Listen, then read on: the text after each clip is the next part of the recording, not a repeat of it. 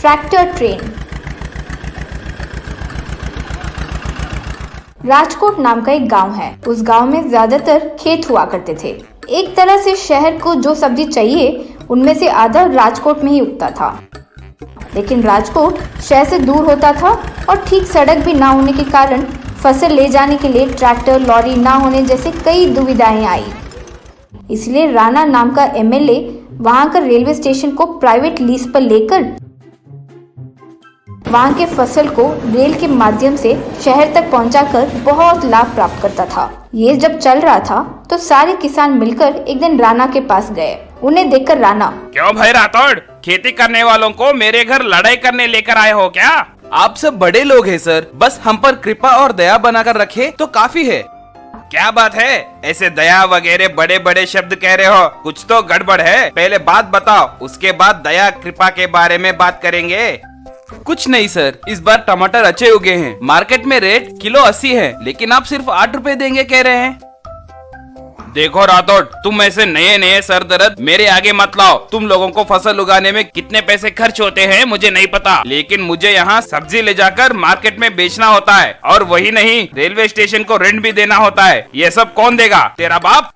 देखिए एमएलए जी, मैंने भी थोड़ी बहुत समझ आने उतनी पढ़ाई की है। रेलवे स्टेशन कितने कम में आपको स्टेशन लीज पे दिए हैं हमें पता है। मार्केट में सब्जियां चढ़ाने करने के लिए हम किसान ही होते हैं। आपको तो कूली के भी खर्च नहीं है ना, तो क्या खर्च कह रहे हैं? मुझे नहीं समझ में आ रहा है।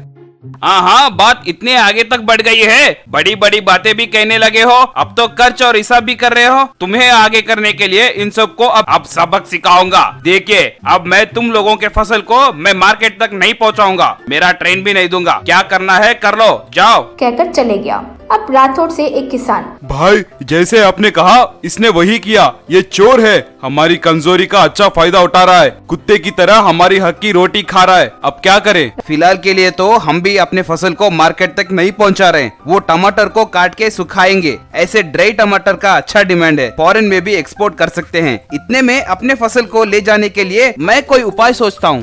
तब लोग ठीक है कहकर चले गए। अब राठौड़ कुछ अधिकारियों से मिला, उनसे बात करके किसान के पास आया। अब उनसे राठौड़, हमारे फसल को पहुंचाने का प्रॉब्लम का उपाय मिल गया है। सब कल रेलवे स्टेशन आइए।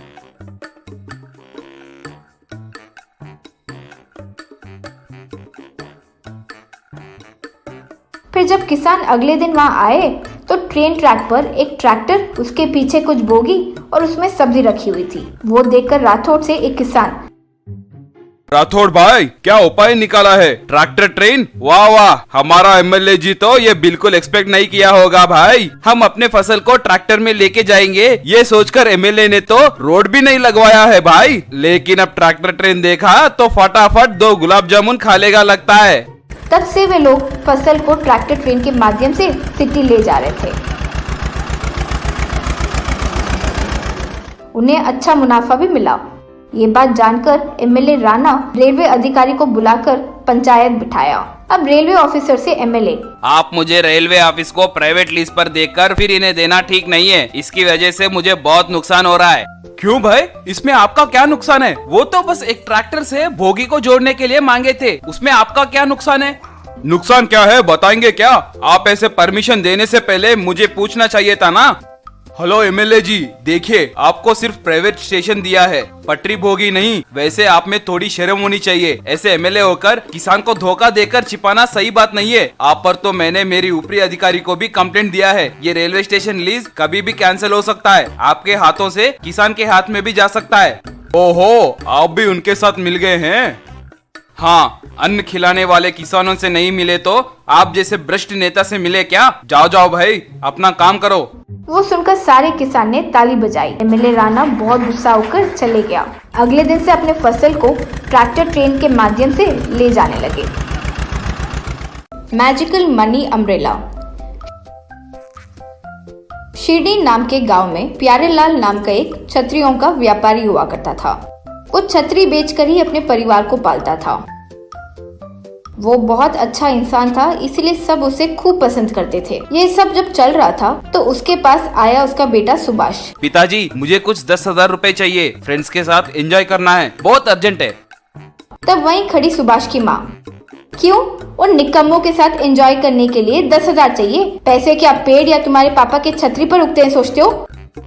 तुम चुप रहो। देखो बेटा, तुम खुश रहो यही मेरी इच्छा है, लेकिन मेरे पास अभी के अभी पैसे का इंतजाम करना मेरी बस की तो बात नहीं है। लेकिन मेरे पास कुछ 10 छतरी हैं, उन्हें बेचो तो उनमें आखिरी वाला छाता एक मैजिकल मनी अम्ब्रेला में बदल जाएगा। वो मुझे एक जंगल में रहने वाले स्वामी जी ने दिया है। तुम चाहो तो ले जाकर उन्हें बेचो और पैसे कमा लो। पैसे क्या, मैजिकल मनी अम्ब्रेला को भी कमा लूंगा और इस दुनिया को दिखाऊंगा कि मैं कौन हूँ। कहकर चले गया। अब ये सब देख रही प्यारी की पत्नी देवी। ये क्या जी, आप पागल हो गए हो क्या? आपने देखा ना कि वो कैसे लोगों के साथ घूमता रहता है? उसे 4 चांटे मारने के बदले छतरी देकर भेजा है उसे। देखो वो कितना बोला है, सारे छतरी बेचना ही नहीं, वो मैजिकल अम्ब्रेला को भी कमाऊंगा यूं कहकर गया है। सब छतरी जब तक बेचेगा उसे पैसों की अहमियत पता चल जाएगी, तुम चिंता ना करो। अब उसके दोस्त मुन्ना के साथ मिलकर सुभाष छाता बेच रहा था। तब मुन्ना से सुभाष, रे सब छतरी बिक गई हैं, बस एक ही बाकी है, फिर तो मैजिकल मनी अम्ब्रेला आएगी ना। पता नहीं रे, मुझे तो यकीन नहीं हो रहा है। तेरे पिता तुम्हें उल्लू बनाया होगा, ये मेरा डाउट है। इतने में सुभाष वहाँ आए एक व्यक्ति को वो छाता बेच दिया। वो देखकर मुन्ना, क्या रे, मैजिकल मनी अम्ब्रेला नहीं बनी क्या? तेरे पिता ने तुम्हें उल्लू बनाया है।